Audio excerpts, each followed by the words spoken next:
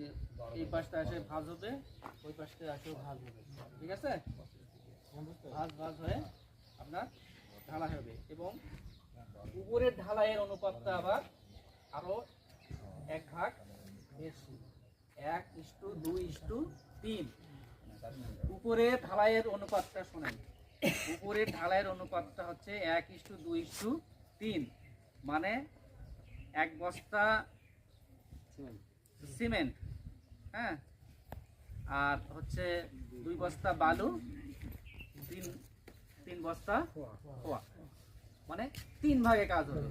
উপরের ঢালাইটা হবে 3 ভাগে আর নিচে সলিং ঢালাইটা হবে 4 ভাগে, আর সমস্ত প্লাস্টার এগুলো হবে 4 ভাগে। আর ব্রিজের দুই পাশে যে বসার ইয়েটা থাকে না, এটা হবে যেরকম ছিল ওটা তো সিসি ঢালাই দেওয়া হয়, ওইটাও রড দিয়ে আর সিসি ঢালাই, এই উপরের ছাদের সাথে ওইটা রড দিয়ে ঢালাই থাকে।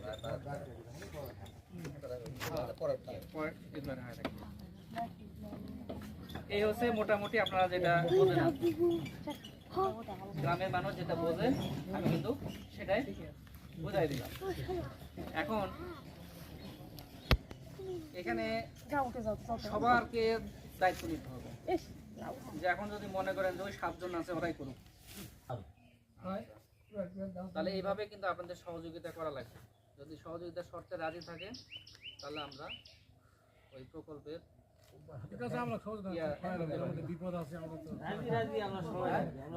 এরকম আমি বহু জায়গা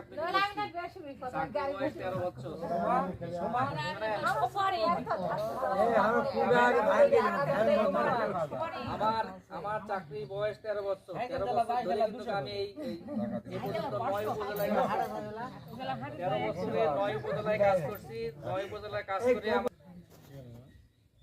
5,000 টাকা 2,000 টাকা দিতে পারবেন? এটা দেওয়ার কথা আমার, যা মানে দেওয়া যাবে, অসুবিধা নেই, এটা নিতে পারবে। এরা রোডে কথা, এই যে ভাই টাকা 5,000 লাগলে আমি নিয়ে দিব, অসুবিধা নেই। এটা ট্যাক্স ফেয়ার দেখায় যে ক্লিয়ার, একদম ক্লিয়ার না হলে আবার যে ইয়া হবে না। সবাই মিলে ওরা নাই, সবাই 200 টাকা 50 টাকা করে দাও। এই সভাপতি সেক্রেটারি আছে, এলাম লিস্ট করে একটা গোড়া ভাড়া হবে, লিস্ট করে ওই লিস্ট করে একটা তুলবা ভাড়া, মেম্বার সাহেব আছে, কমিটি সাহেব আছে, আপনারা লিস্ট করে কিন্তু আমি খোলামেলা আলোচনা করে গেলাম আমাদের বাজেট কত, আমরা কিভাবে কাজটা করব। এখন গ্রামে অনেকে ফোন আছে,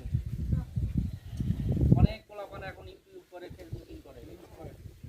আপনাদের এই কাজটা দেখে বলবে যে সরকারের টাকা মারি খাচ্ছে, পুরাতন ইয়া ব্যবহার করতেছে, জোড়াতালি দিচ্ছে, এই করছে, ফেসবুকিং করবে।